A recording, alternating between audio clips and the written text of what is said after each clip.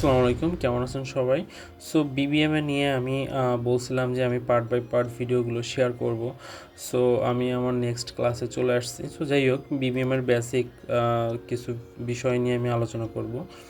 So আসলে বিবিএমএ মূলত যেভাবে কাজ করে, একটা ট্রেন্ড ধরে মার্কেটটা মেবি কাজ করে, higher high, higher low, lower high, lower low. So এখন আমি এই যে একটা মার্ক করছি লোয়ার হাই, লোয়ার লোগুলো। সো এইখানে দেখেন, আমরা সাধারণত মার্কেটের যে ট্রেন্ড আমরা ফলো করি, সো এই ট্রেন্ডের মেইন যে লোয়ার হাইয়ের যে হাইটা থাকে, এই হাই থেকেই মেইনলি মুভটা দেয় সবসময়। কিন্তু আমরা আসলে ধরতে পারি না মার্কেটটা আসলে কতটুকু যে তারপর পড়বে। আমাদের মেইন প্রবলেমটা এখানেই হয়। আচ্ছা ঠিক আছে, মার্কেট একটা লো করছে, এখন একটা রিট্রেসমেন্ট দিবে, আসলে কতটুকু রিট্রেসমেন্টটা দিবে। দেখেন, কখনো 50 পিপস দিচ্ছে, কখনো আবার 100 পিপস, কখনো আবার 150 পিপস, কখনো 200 পিপস। আসলে কতটুকু রিট্রেসমেন্ট দিবে, তখন আমরা খুব করি কি, বিভিন্ন দ্বিধাদ্বন্দ্বে পড়ে যাই।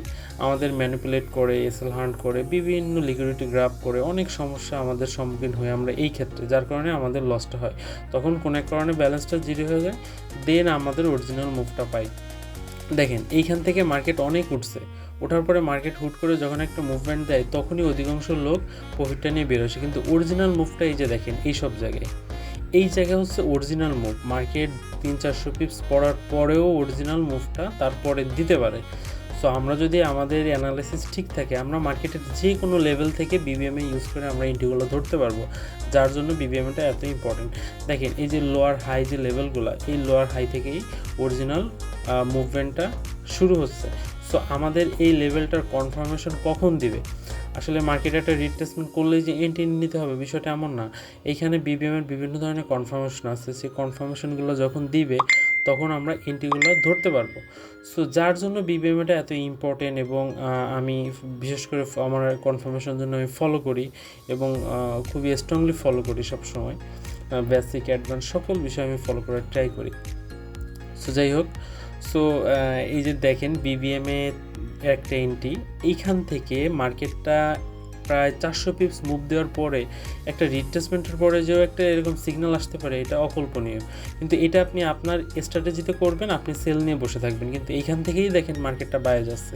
সো এইটাই হচ্ছে আমাদের শিখতে হবে, মার্কেটের সার্ভাইভ করাটা শিখতে হবে। দেখেন, এখানে অনলি আমরা মনে করবো যে অনেক মুভ দিছে, এখন হয়তো পড়বে। সো পৃথিবীতে এরকম কোনো স্ট্র্যাটেজি নাই, অনেক মুভ দিছে এখন পড়বে, এরকম কোনো স্ট্র্যাটেজি নাই। দেখেন, মার্কেট জাস্ট 3-4টা ক্যান্ডেল রিট্রেসমেন্ট করেই মার্কেট উঠে যাচ্ছে। তো এটা আমরা বুঝতে পারবো না, আমরা মনে করবো যে হয়তো আরও অনেক বেশি পড়ে তারপর উঠবে। বিষয়টা এরকম হয় না, আমরা চিন্তা করি এরকম। বিষয়টা বুঝতে পারছেন? সো আমরা যদি এইখানে বিবিএমের মাধ্যমে কনফার্মেশনটা পাই যে না, তখন আমরা কি করব, তখন আমরা মার্কেটের অরিজিনাল ডিরেকশনেই থাকবো। অনলি একটা ক্যান্ডেল রিট্রেসমেন্ট দিয়ে মার্কেট মুভটা দিয়ে দিছে। কাহিনি বুঝতে পারছেন? তো এই হচ্ছে বিষয়। সো যাই হোক, সো আপনার এই দেখেন, এইখানে এটা এই জোনে অলমোস্ট 1000 পিপস আপ গেছে মার্কেটটা। তো মার্কেটটা এত বড় একটা মুভমেন্টের পরে সো একটা রিট্রেসমেন্ট দিয়ে আবার উঠে গেছে। তাহলে এটা অকল্পনীয় থাকে, যখন 1500 পিপস মুভ দেয়, আমরা মনে করি আরও 250 পিপস 200 পিপস পড়বে, তারপর আপে যাবে। কিন্তু সেরকম হয় না, খুব সিম্পল একটা মুভমেন্ট দিয়ে চলে যায়। সো এই যে রিট্রেসমেন্টটা, এই রিট্রেসমেন্টটা কতটুকু দিবে, কনফার্মেশনটা কীভাবে পাবো, এই বিষয়গুলো বিবিএমতে খুবই ক্লিয়ার বোঝা যায়, যার জন্য বিশেষ করে আমি ইউজ করি, এবং যারা বিবিএম ইউজ করে তারা বিশেষ করে এই কারণে ইউজ করে। দেখেন, আমি যেখানে মার্কটা করছি ওইখানে দেখেন 2বার বাই সিগন্যাল দিছে। বিষয়টা বুঝতে পারছেন? তার মানে কতটা কনফার্মেশন। এবং দেখেন, এই জায়গাটায়ও সিগন্যাল দিছে, ঠিক আছে, সেটা অন্য একভাবে সিগন্যালটা আসছে। কাহিনি বুঝতে। আর এইখানে আমার এই যে বাই সেল বলে, এটা আসলে অনেক সময় কাজে লাগে না। কেন কাজে লাগে না? এটা মূলত বিবিএমের একটা এক্সট্রিম বলে, যার জন্য এখান থেকে মুভমেন্টটা আসে। সো এটা আমি ওইভাবে ইউজ করি না, আমি আমার মতো করে ইউজ করি। বাই সিগন্যাল দিলেই যে বাই নিব, বিষয়টা অনেক সময় এরকম হয় না, ঠিক আছে। কিন্তু তারপরেও দেখেন, অধিকাংশ সময় কাজ করে। সো আমি এটা অনেক সময় ফলো করি, অ্যানালিসিসের সাথে যদি মিলে যায়। দেখেন, এখান থেকে সিগন্যাল দিছে, একটা মুভমেন্ট দিছে, লং টার্ম মার্কেটে রিট্রেসমেন্ট করছে, প্রায় 1.5 দিন, এক আওয়ার, মানে একদিন ঘোরাঘুরি করছে। ঘোরাঘুরির পরে যখনই আমাদের সিগন্যালটা দিছে, তখনই মার্কেটটা মুভমেন্ট দিছে। তাহলে আপনি যদি গোল্ডে একদিন কখনোই আপনি বসে থাকতে পারবেন? পারবেন না। আপনার মন চাবে একটু বাই নেই, একটু সেল নেই, এর মাঝ থেকেই আপনার ব্যালেন্সটা জিরো হয়ে যাবে।